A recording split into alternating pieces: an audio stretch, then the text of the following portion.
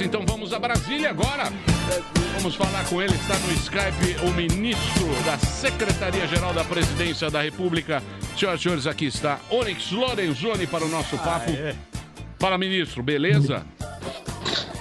Bom dia. Como é que você está? Já boa tarde, né? Boa tarde, ministro. Já viramos meio-dia aí. Eu sei que você dá esse momento seu aí da hora do almoço. Tá com o chimarrão aí. Não é isso? E pra gente bater o papo. Pra gente bater o papo. E eu te disse que a próxima vez que eu fosse aí ao vivo, eu ia levar o mate e eu vou levar. Boa. Muito bem. Vamos lá, vamos pra porrada mesmo? Vai começar. Vamos lá. Onyx. Quem começa? Pode ir, Sammy, por favor. Onyx, obrigado aí pela presença. Sammy Dana aqui.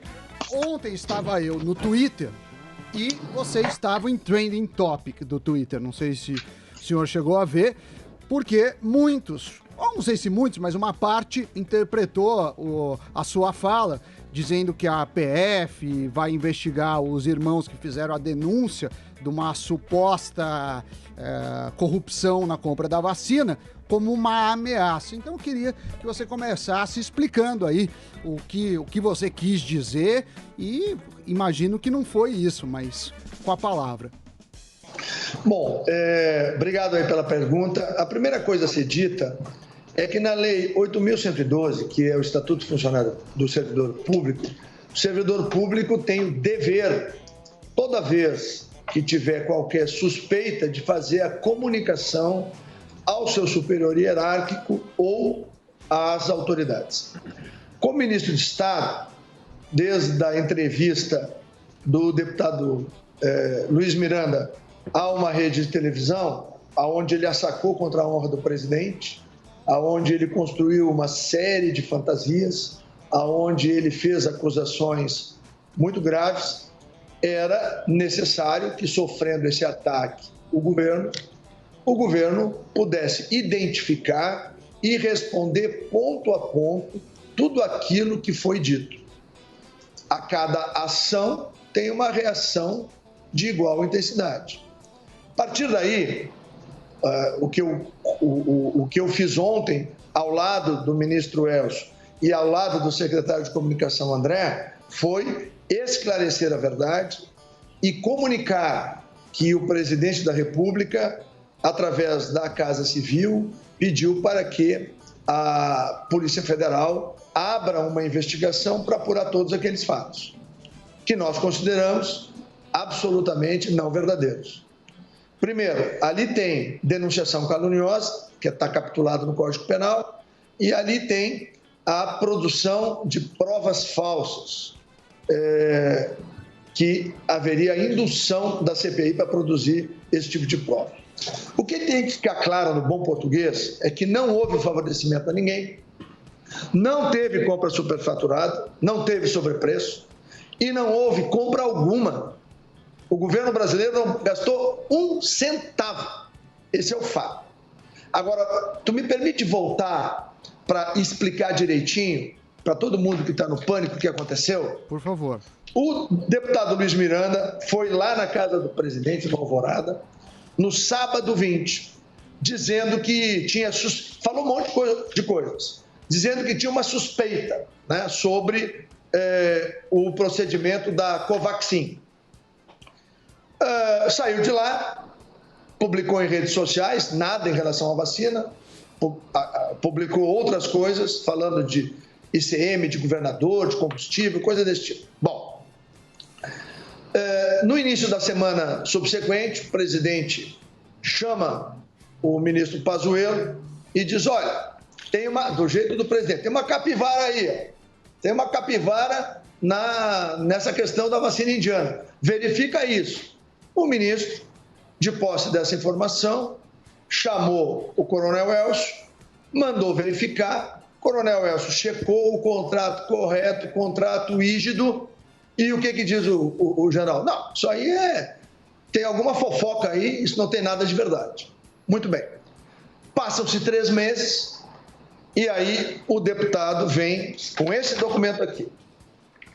Supostamente, um invoice, que é uma nota fiscal, emitida pela Madison, E aí ele já começa sacando, dizendo que o contrato era com a Bharat Biotech. O que está fazendo esta empresa chamada Madison? Bom, a empresa Madison, por comunicação da Bharat Biotech, que está aqui o documento oficial, ela é aquela que faz as operações da Bharat Biotech em vendas internacionais. Ela tem sede em Singapura. Então, não há terceira empresa, uma empresa só desde o princípio. Segundo, no dia 19, o que chegou lá no Ministério da Saúde não foi este documento.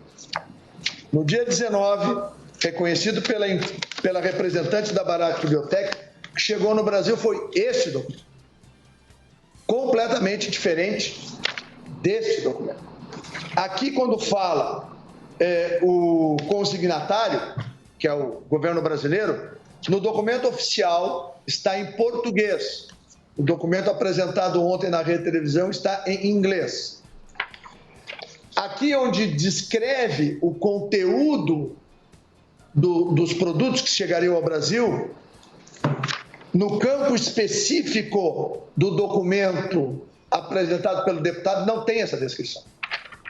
Aqui apresenta um outro campo especificando o peso bruto e o peso líquido da carga que deveria chegar ao Brasil. Por quê? Porque isso impacta no custo de frete. Nesse documento apresentado pelo deputado, isso inexiste, não está presente aqui.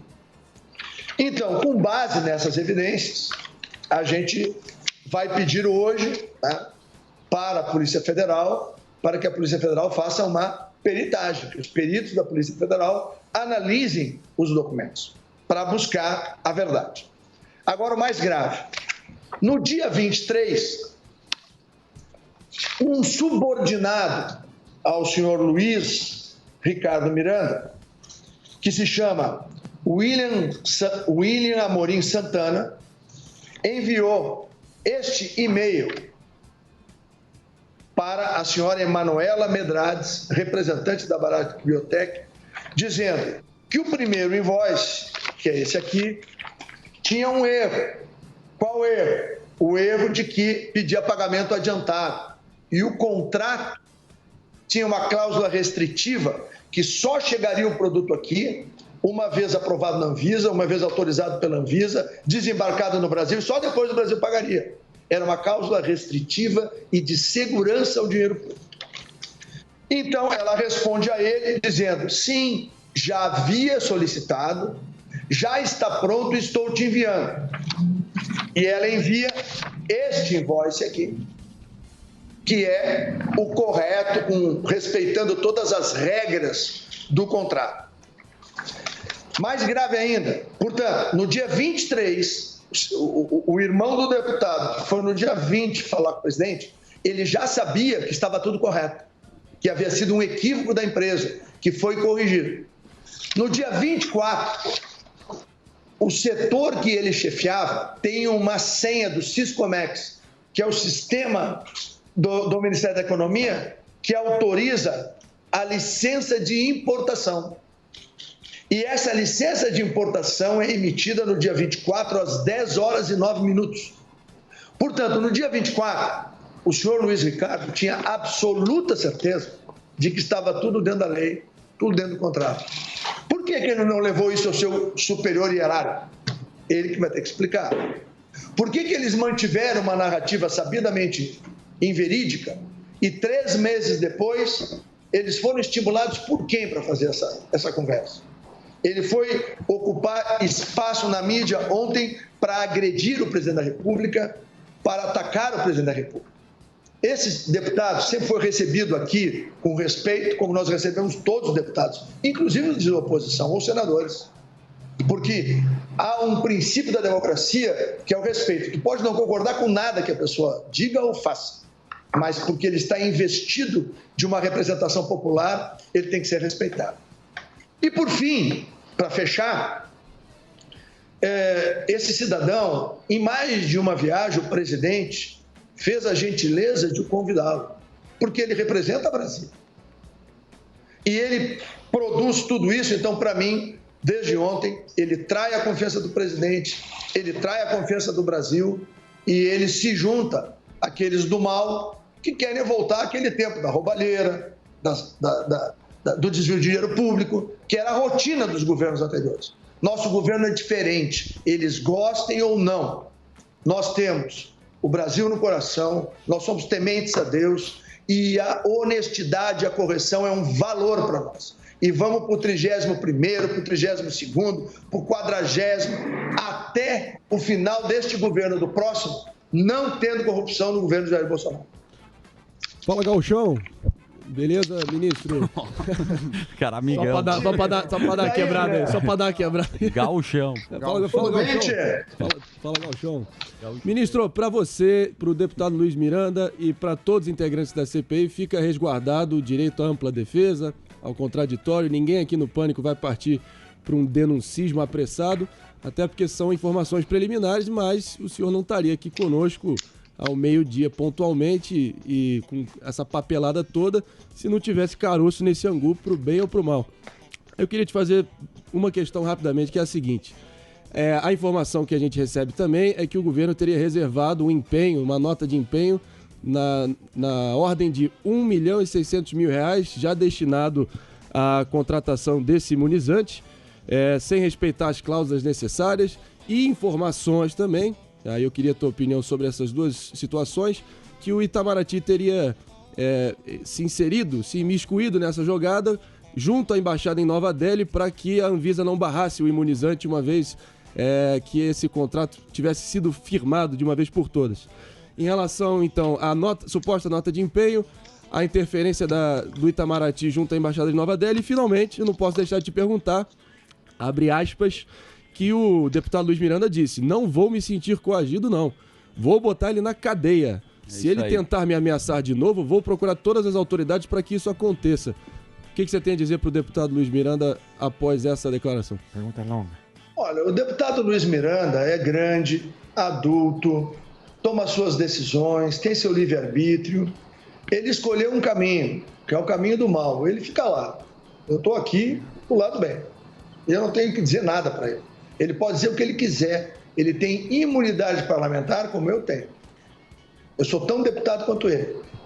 Ele fez 60 mil votos, eu fiz 184 mil. Tá? Então, eu acho que cada um cuida daquilo que tem compromisso com a sociedade. E eu não devo nenhuma palavra a esse cidadão que traiu o presidente Jair Bolsonaro e a confiança do presidente. O presidente, nesse episódio que envolve o Itamaraty, ele fez uma carta ao primeiro-ministro indiano apenas referindo que havia interesse, inclusive na carta é de uma outra vacina, não é dessa.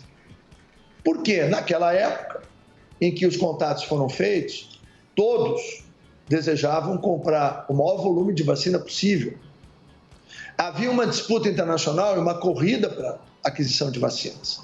Aliás, foi a competente equipe liderada pelo general Pazuello, pelo coronel Elcio Franco, que permitem que o Brasil, hoje, André, tirando a China, tirando a Índia, tirando os Estados Unidos, que são os 3 produtores mundiais de vacina, de todos os países do mundo, vou repetir, de todos os países do mundo, o país que mais vacinou tem nome e sobrenome, é o nosso amado Brasil.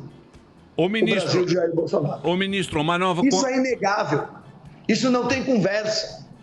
Isso é 100% verdade. E, por fim, para fechar aí a pergunta do André, os contratos que nós fizemos com essa cláusula de segurança não sai um centavo.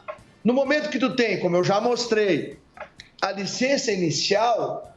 Tem várias fases. Um outro setor do Ministério faz a reserva do recurso. Por quê? Vai que os caras cumprem as regras e entregam a vacina. Tem que pagar. Sim. Então, o empenho é uma reserva.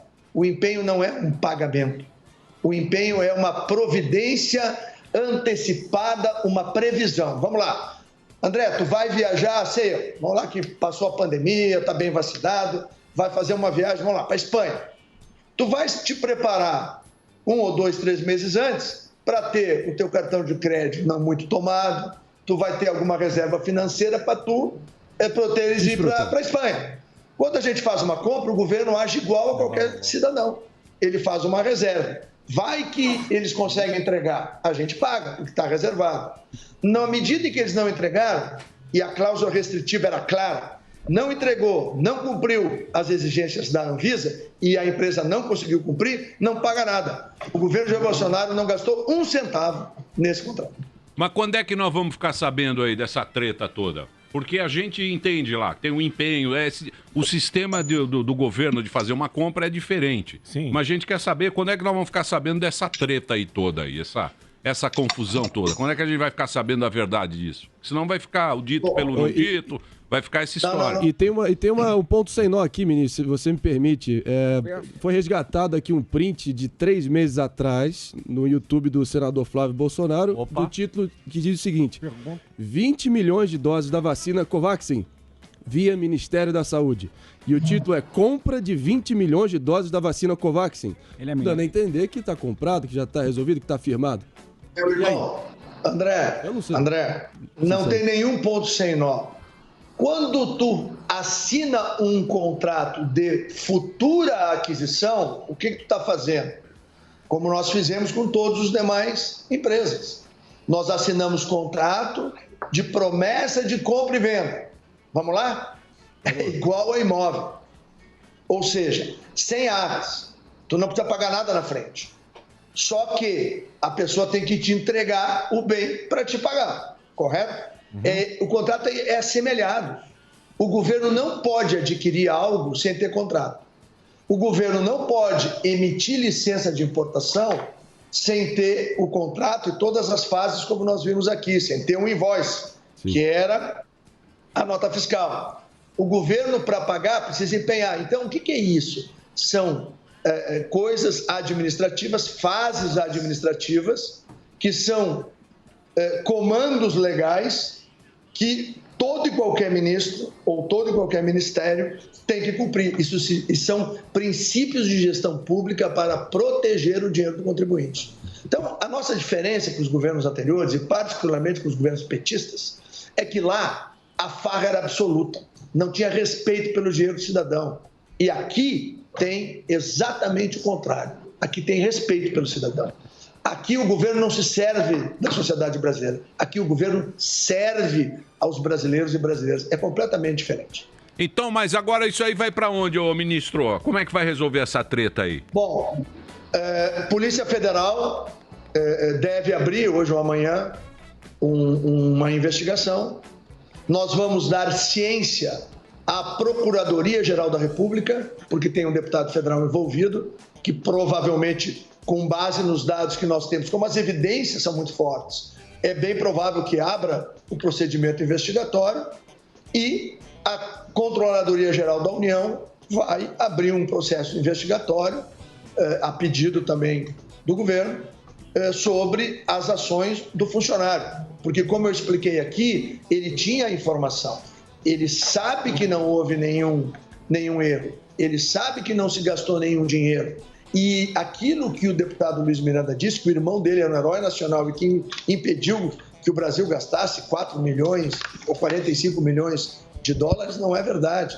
Não estava no poder do irmão dele determinar os pagamentos, porque cada parte da aquisição de uma seringa descartável, ou de uma dose de aspirina, ou de uma vacina, o Ministério da Saúde tem vários setores exatamente para que haja controle, para que haja compliance, para que haja transparência, para que o processo tenha integridade e seja limpo, como todos os processos que nós fizemos de aquisições de vacinas para o Brasil. Ô ministros, o senhor estava falando da questão da Covaxin, mas muitos brasileiros pensam que o governo ele demorou para comprar a vacina. Já que você explicou aí que você está munido de documentos, por que o governo também não fez isso para esclarecer boa parte da população que o Brasil ainda, né, segundo o senhor, o Brasil não demorou para comprar as outras vacinas? Se o senhor tem esses documentos, por que os senhores não fazem isso para deixar bem claro para a população? Bom, primeiro, muito obrigado pela pergunta. Deixa eu te explicar. Nós publicamos todos os nossos atos são publicizados. A Secretaria de Comunicação do governo distribui as informações. Agora, o que acontece? Não há no planeta Terra, nos últimos 50 anos, nenhum presidente da República mais atacado e perseguido por uma parcela da imprensa do que o presidente Jair Bolsonaro. Por que isso acontece? Porque ele é o único presidente de direita de um país relevante. Porque ele é o único presidente que fez uma aliança conservador-liberal, uma aliança conservadora de princípios, valores e costumes, com os passos que o liberalismo econômico traz, e reconhecido, inclusive, no mundo socialista, através da própria China, e que trazem tantas benesses para o país. Por que acha que o PIB brasileiro, e eu me lembro, nós andamos falando sobre isso, no meio do ano passado, Fundação Getúlio Vargas e outros que tais, o Brasil vai cair 11% o PIB, e o brasileiro caiu 4%. E todas as agências de cálculo de desempenho econômico, nacionais e internacionais, classificam o Brasil esse ano com crescimento de 4% a 5% do PIB. Já tem alguns achando que pode superar os 5%. Isso é fruto do quê? Trabalho, dedicação, seriedade, confiança das pessoas. Nós desburocratizamos, acabamos com a farra do toma lá da cá, acabamos com 40 ministérios, acabamos com reduzimos os níveis hierárquicos, fizemos revogaço de quase 10 mil normas que infernizava a vida das pessoas. Fizemos a lei de liberdade econômica, desde que o Brasil é um país, nunca o cidadão brasileiro, diante da autoridade pública, ele teve a verdade, sempre foi o agente público. Hoje não. Hoje tem 400, 500 atividades que qualquer brasileiro, em qualquer lugar do país, instala na sua casa, seja ela comprada, alugada, e pode trabalhar com dignidade, com respeito. Isso. O problema é que nós trabalhamos para o Brasil, o resto é narrativa bandida, narrativa fantasiosa. Querem fazer o quê? Botar de novo 17 bilhões de dólares de dinheiro brasileiro para as republiquetas socialistas da América e da África por conta da orientação do Foro de São Paulo? Eu, como chefe da Casa Civil, junto com o ministro Paulo Guedes, assinei um cheque de 452 milhões. No ano passado, eu não sei o valor que o ministro Braga Neto assinou em agosto. E esse ano o ministro Ramos vai assinar um outro cheque parecido. O que é isso? É juro tirado do imposto dos brasileiros para pagar o empréstimo que o BNDES fez, porque quem fez lá atrás, os governos Lula e Dilma, deram o bolso e a bolsa do trabalhador brasileiro como garantia para os picaretas da esquerda da África e da América Latina. Essa que é a verdade. Pouca gente conhece isso, mas nós estamos mudando. E o preço de mudar é complicado, é difícil. Mas quem tem Deus no coração e a verdade não teme a ninguém. Boa, ministro. Deixa eu perguntar uma coisa para você. Você é da Casa Civil. Casa Civil é onde as coisas acontecem. Sim, gerência, a gerência. Lá que o bicho pega. Negociação. O gerentão aí. É lá que assina o cheque. Eu quero saber o seu. Eu quero saber. Eu estou na Secretaria-Geral da Presidência da República. Não, mas você assina o cheque. Manda no rolê. E o Salles, hein? Como é que foi o Salles aí? Como é que foi o esquema do Salles aí? Que a gente quer saber coisas que ninguém sabe. Só você sabe. Ele não aguentou a frigideira ou ele estava com medo da corrupção, que ele estava sendo investigado? Vamos de novo. Primeiro, ministro Salles é um homem correto, é um homem de bem, e ele enfrentou talvez uma das mais difíceis missões que qualquer governante de um país latino-americano pode enfrentar. Por quê? Vocês vão lembrar que no passado, no século XX, a grande barreira comercial que os países europeus e os próprios americanos impingiam ao Brasil era a fitose. Para tu vender 1 quilo, que já é uma tonelada, de soja ou milho, tu precisava ter o atestado de que ali não tinha fitose, que é uma doença que ataca os animais. Eu sei bem porque eu era veterinário, sou veterinário. Sou de uma família de veterinários. O que ocorre? Depois que caiu o Muro de Berlim e depois que o Império Soviético caiu, a esquerda mundial escolheu alguns alvos para tentar destruir o capitalismo por dentro. Velha tese gramscista, renovada por Saul Alinsky, que é o grande ideólogo esquerdista americano. O que eles imaginaram? O meio ambiente é a barreira. Então eles cobram da gente o que eles não fazem. Nenhum país do planeta conservou mais as suas florestas do que o Brasil. Nenhum país do planeta produz 1 grama de proteína animal ou 1 grama de proteína vegetal com maior cuidado ambiental que o Brasil.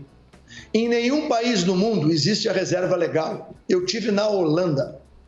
Tu dá 2 palmos, esse tamanhozinho aqui, ó, e o cara sai plantando de tudo, de tulipa a milho.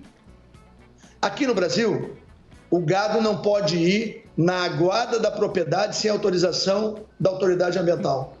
Não pode beber água no rio, não pode beber água na lagoa, em qualquer lugar. Ele tem que beber aonde está definido num plano de manejo ambiental. Os proprietários rurais brasileiros têm uma diferença. Aqui na Constituição diz, todo cidadão é igual à lei. Todo cidadão é igual perante a lei. No Brasil se inverteu isso. O cidadão do campo, que é o agro, que sustenta o Brasil hoje, ele é inferior ao cidadão urbano. Por quê? Porque a propriedade dele, no sul, na minha região, lá no meu Pampa Gaúcho, ele tem que separar 20% da propriedade dele, sem nenhuma indenização, sem nenhum recurso financeiro. Ele aparta para o interesse público. O do Centro-Oeste é 40% e o do Norte é 80%. Eu tive no Parlamento Europeu discutindo com belgas, com alemães, com franceses e espanhóis. Quando eu botei na mesa a questão da reserva legal, eu perguntei, qual país dos senhores tem isso? A resposta de um deputado belga, não tem nada. Jamais aprovaríamos uma maluquice dessa. Por quê? Então eles não têm autoridade para fazer o debate com a gente. Quando tu volta para a COP de Copenhague, que tratou das reduções de emissões de controle de carbono, o Brasil aplicado à agricultura, o Brasil é o único país do mundo que cumpriu 110% dos compromissos da COP de Copenhague. Eles não têm autoridade nem moral, nem fática para debater com a gente. Agora, como é um movimento da esquerda, e a esquerda latino-americana, a esquerda europeia, elas têm comunhão de propósito, todos aqueles que se antagonizam têm que serem destruídos. Esse é o fato. E o ministro enfrentou de maneira altiva esses 2 anos e 6 meses nesse enfrentamento. Agora, a gente não pode esquecer que invadiram a casa da mãe dele. É isso, mas você acha que o quê? Que a imprensa, você estava falando que a imprensa bate muito, né, em vocês, na equipe do governo, e aí a postura do Bolsonaro... Não é toda a imprensa. Não toda uma vocês parte. Fazem uma crítica equilibrada e vocês apresentam sempre os 2 lados. Por isso que eu gosto de vocês. Mais ou menos, né? Às vezes a gente sai na porrada. Isso, aqui, se você sentar aqui na porrada, você vai ver que tem voador. É só não falar do pai. Se tiver discussão aqui, a gente sai na porrada. Mas então, como lidar com essa parte da imprensa? É como o Bolsonaro falou com a repórter da Globo. O que você achou desse episódio? Deixa eu dizer uma coisa para ti. Todo ser humano tem limites. Todo ser humano, quando confrontado com mentiras, com falsidades, com agressões, tem limite. O presidente é um homem de bom coração. E diz lá na Bíblia, tu pode sim te irar, tu não pode aguardar a ira. O presidente tem, como qualquer ser humano, o direito de explodir. Ele é um ser humano. Agora, o coração dele é tão bom que 5 minutos depois, ele já não tem mais isso no coração dele. Por que eu estou falando isso? Eu estou falando de humanidade. As pessoas, lamentavelmente, uma parte da imprensa brasileira, não tem nem respeito à humanidade dele. Se valem de todos os métodos. Uma repetição goebbeliana. Nós temos no Brasil 1000 vezes a mentira repetida e graças ao bom Deus isso não cola na gente, porque a gente tem a verdade. Essa é a nossa diferença. Ô ministro, mas aí você há de concordar também que o ministro brigou com toda a imprensa e tal. Ele também tem uma atitude muito agressiva com a imprensa, o presidente. E também tem outra coisa, né? Acabou virando, hoje em dia você não tem mais oposição, hoje em dia virou inimigo, né? A gente Os caras se odeiam. A gente vê as pessoas aí mesmo parece que inimigo. Família. Xinga William Bond. A gente entrou nessa ratoeira. Quero ver como é que nós vamos sair disso aí, né, ministro? Critica não pode ser visto como inimigo mortal. Vamos lá. Os caras têm que ser... ter que ter uma ação violenta, porque todos perderam muito. Aqui nós estamos falando de quem perdeu muito dinheiro público na defesa das famílias brasileiras. Nós deixamos de transferir dinheiro público do esforço dos brasileiros para atender uma parte da imprensa que se valia e se vale de fake news e nos governos anteriores incensava mentiras absurdas sobre o que acontecia dentro e fora do Brasil, porque o plim-plim caía no caixa. Não cai mais. O presidente disse que não ia cair e desde o início não cai.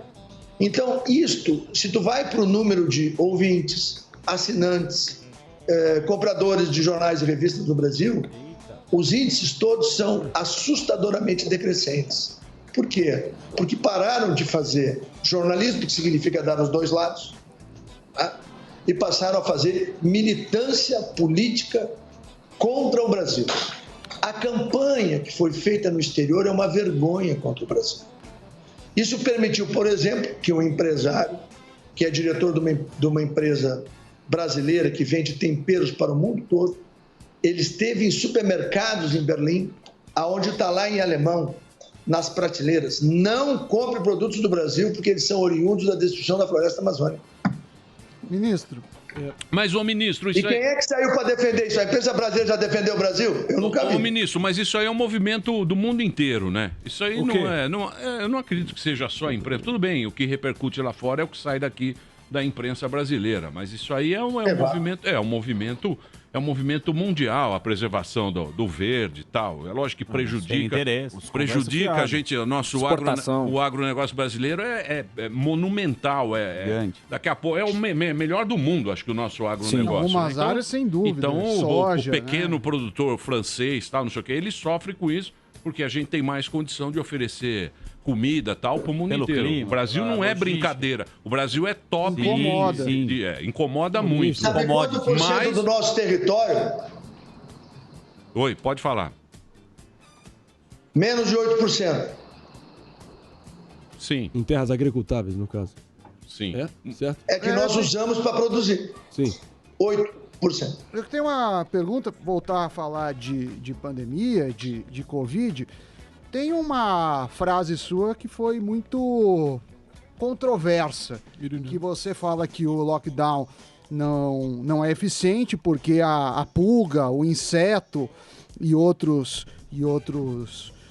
mais poderiam se deslocar transmitindo a Covid. Foi um erro naquela hora, no calor do momento? Conhecimento técnico mesmo.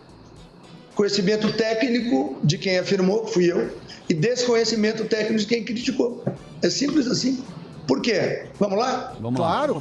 Pega peste suína. Aproveitar para aprender. Vamos lá? Peste suína. A peste suína ou a peste aviária, certo? Os animais, vocês todos sabem, hoje estão confinados. Em ambientes onde tu tem rodolúvio para desinfecção dos pneus, tu tem pé dilúvio, as pessoas usam macacões esterilizados, elas usam botas esterilizadas, elas usam luvas, elas entram com máscara fora da pandemia. Por quê? Porque aquele conjunto de 5 mil, 6 mil, 7 mil matrizes num criadouro de leitões, por exemplo, eles são valiosíssimos. E se um adoece, provavelmente 30%, 40%, 50% ou 100% daquela produção é perdida. E aí são milhares e milhares de reais. Se tu vai para um aviário que pode ter 10 mil a 100 mil aves, se uma delas só se contaminar, tu bota tudo a perder. Então, o que ocorre? Galinha e porco não vai no shopping, não vai no supermercado. E o vírus chega lá. Por quem é que vai o vírus? Das doenças que afetam esses animais? Pelos outros animais. Um passarinho que pousou, um rato que vai atrás da ração. É isso. O que eu estava referindo é que quando tu tem um lockdown irracional, como nós tivemos no Brasil, em milhares de cidades brasileiras no primeiro semestre do ano passado, porque tinha eleição municipal. Quase 3 mil cidades foram fechadas no Brasil por 2 meses, sem ter um caso único de Covid. Era contra isso que eu me revoltava na época e que eu lutava, para tentar ter bom senso, como dizia o presidente Bolsonaro, ter equilíbrio. Sim, e o que ocorre? Aí, claro, é fácil de ridicularizar, né? Agora, ninguém foi lá estudar para ver, por exemplo, que se uma pessoa tiver com Covid e cuspir na rua e um passarinho pousar sobre aquele guspe e ele pousar na sacada da pessoa, pode ou não a doença ingressar naquela casa. Esse é o fato. Agora, é claro que quando tem a doença disseminada por todo o país, isso é muito mais tranquilo de ser compreendido. Lamentavelmente, é desconhecimento de quem criticou. Então, ô ministro, mas se vocês falarem com médicos epidemiologistas, falarem com médicos sanitaristas, falarem com médicos veterinários que trabalham com populações, com bioquímicos, com biólogos, todos eles vão esclarecer que esta é uma possibilidade. E eu me referia que esta era uma possibilidade. E aí vem, claro, eu sou do governo Bolsonaro, eu sou veterinário, né? Então eu estou dizendo algo que não é razoável. Negacionista. Ministro, mas vamos lá. E essa CPI aí, você acha que isso aí vai... Qual vai ser a consequência disso? Vamos chegar no número, onde foi o dinheiro, onde não foi? Porque essa conversa aí, no começo da pandemia, ninguém sabia direito, né? Fecharam o estado inteiro sem ter um único caso, mas foi aquele terror que a gente viu lá no início, né? Que foi aquela coisa que a gente não sabe direito. A gente quer saber o seguinte, vacina. Quando é que todo mundo vai estar vacinado? Como é que está sendo isso aí? E qual vai ser a consequência dessa CPI aí? E cada hora é uma coisa. Bom, a CPI é um conjunto de narrativas, né? Para afetar o presidente. Todas as CPIs que eu participei no passado eram CPIs de desvio de dinheiro público, de corrupção ativa e passiva e de lavagem de dinheiro. Esse é o fato. No governo Bolsonaro não tem isso. Então aí tem a CPI da narrativa. Por exemplo, qual o mal que foi causado ao Brasil e aos brasileiros, na minha opinião, não é a opinião do governo, é do Onix. Eu nunca fujo de opinião, vocês sabem disso, eu nunca fico em cima do muro, eu sempre tenho um lado. Quem adora muro é tucano, e eu não gosto de tucano. Não o pássaro, né? O partido. Então, o que acontece? Toda vez que a gente encontra essas narrativas, a gente tem a serenidade, a tranquilidade de que nós estamos com a verdade. Lá na CPI, por exemplo, sai um monte de fala. Cadê o documento? Cadê o fato? Eles inexistem. É uma narrativa. Tanto é que eles conseguiram, aí é a oposição, aí é uma parte da imprensa brasileira, aí são os interesses comerciais, conseguiram quebrar, dividir a classe médica em 2 campos ideológicos diferentes, aonde se conseguiu relativizar um dos raros consensos que existe na ciência médica. Qual é esse raro consenso? Quanto mais rápido o diagnóstico do infarto do miocárdio, da infecção bacteriana, do problema circulatório, do problema cardíaco, do problema respiratório ou do problema vírico, e quanto mais rápido iniciar o tratamento, maior a chance do paciente de vencer a doença, de manter a sua vida e de superar aquela situação. Pois muito bem. Hoje já existe no mundo 17 substâncias, 17 fármacos, que têm as mais variadas ações. Alguns já na prevenção, como é o caso da ivermectina, Universidade de Oxford abrindo um estudo mundial, a Organização Mundial da Saúde dizendo que tem que se investigar porque os indícios são muito fortes de que a ivermectina tem eficiência na prevenção e também na fase inicial da doença. Mas tem mais 16 substâncias que eu posso relacionar aqui, que tem algum grau de eficiência na fase inicial, na fase moderada ou na fase de hospitalização. Por que eu estou dizendo isso? Se nós tivéssemos todos os médicos brasileiros dentro da sua autonomia, ninguém aqui está mandando ou pedindo para que o médico faça A, B ou C. O médico tem autonomia, ele escolhe o que vai fazer, mas tem que fazer alguma coisa. O que não é razoável é que uma doença agressiva como o corona seja tratado com aspirina, com novalgina, com fica em casa até que tu tenha dificuldade respiratória. 66% das pessoas que vão para o hospital não voltam. 82% das pessoas que são entubadas não voltam. Então, tem que ter isso. E a outra coisa, pela próxima década, vou fazer uma afirmação, o Brasil terá que ter, em todos os países do mundo, vacina e tratamento. Nesses meses todos, o Laboratório Roche, acho que o Laboratório Pfizer também, desenvolveram produtos para tratar na fase inicial e leve a doença. Ou são estimulantes da imunidade, ou são produtos que combatem. Quanto custa? $500 um tratamento e $1.200 o outro. Por que aqueles medicamentos que são baratos, custam 50, 40, 60 reais, não podem ser utilizados? Essa é a pergunta. Então, na verdade, toda essa disputa para afetar a imagem do presidente conduziu, na minha visão, e a história vai mostrar, a um equívoco, no sentido de que fez uma dissociação dos médicos brasileiros em cima de posições que são marcadamente ideológicas, em vez de ter uma posição política, uma posição médica, técnica. Alguns argumentam o seguinte, né? De que tem trabalho A, trabalho C, trabalho B. Hoje só tem um trabalho que foi feito em Manaus, que ainda sustenta os ataques a uma substância, que eu não vou nem dizer o nome.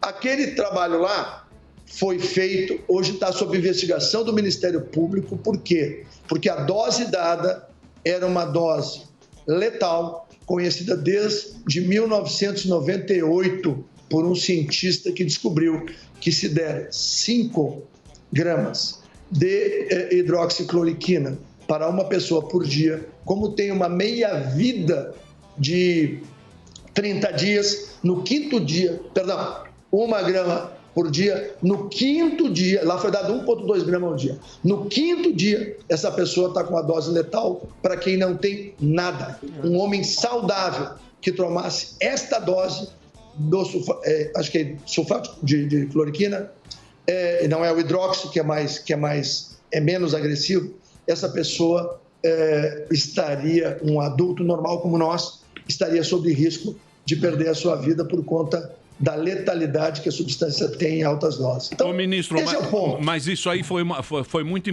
só improvisação, né? A gente viu aqui, a gente vendo de fora, né? Você tem toda a razão de falar, cada médico que você vai é um tratamento, tem médico que faz alguma coisa, tem médico que fala, fica em casa, tal, e não sei o quê. Foi muita improvisação, o tempo foi mudando e as vacinas, vai se descobrindo, vai se... terrível, isso aí terrível. Pra gente foi terrível porque a população ficou perdida. A gente se sente perdido aí quanto a isso. E a vacinação? Quando é que... Mas não fomos nós que fizemos isso. Isso é claro de ser dito. O governo sempre disse que precisava identificar rápido e foram milhões de testes distribuídos. O governo deu o dinheiro para estados e municípios. O que tem de operação da Polícia Federal são em 5 ou 6 estados que há suspeita de desvio de dinheiro da saúde. Isso a CPI não quer investigar. A CPI quer criar narrativa contra o presidente. O dinheiro que foi para estados e foi roubado, respirador na parede, respirador superfaturado, isso não interessa para a CPI. E eu acho que a principal função de um parlamentar é fiscalizar os atos dos governantes. Antes ainda de legislar, porque ele é o representante da sociedade na Assembleia, que representa todos nós. Ele é um escolhido para limitar, controlar, fiscalizar os atos do Poder Executivo, senão nós vamos para uma ditadura. Então, o que a CPI está fazendo? Ela está abrindo mão da sua principal função, que é fiscalizadora, para fazer o quê? Criar narrativa e fechar o olho para os desvios nos estados. Por que não convocaram o tal do Carlos Gabas, que era do PT, metido em rolo até o pescoço, no consórcio do Nordeste de aquisição de vacinas e equipamentos? Por que o grupo do 7 não vota a ida do Carlos Gabas lá, a quebra do sigilo dele? O que aconteceu lá que superfaturaram as coisas? Então, mas isso aí é política, né, ministro? A gente quer saber, por exemplo, o negócio dos respiradores. A princípio, todo mundo se lembra, a gente acompanhou, a gente estava ao vivo, era o respirador que não vem, quanto é o respirador e tal. Hoje em dia você fala em respirador, o cara fala, pelo amor de Deus, não me coloque no respirador, que a princípio era o que salvava a vida. É isso que a gente quer saber. Onde é que Cada foi o hora erro? muda. Quem errou? Onde foi? Foi a OMS? Foi o quê? Todo mundo Foi a errou? China, Beleza? isso. Foi a China? Foi onde? É isso que a gente quer saber. E não vamos E continuar acho, não que sabendo. e acho que nós não vamos saber sobre isso. Acho que só Tem uma daqui uns coisa 10 importante só que eu anos. queria Só dizer, Deus que eu sabe. acho que ajuda a esclarecer. O ministro da Saúde, ele não assina a aquisição ou a transferência de R$1 para o SUS sem o acordo tripartite. O Sistema Único de Saúde foi concebido desde o seu início para ser uma grande parceria entre a União, os estados e os municípios. Então, todas as decisões de todos os ministros da saúde do Brasil, do nosso governo e dos anteriores, desde que o SUS nasceu, é feito com o parecer do Poder Executivo, referendado pelo CONAS e pelo CONASEMS.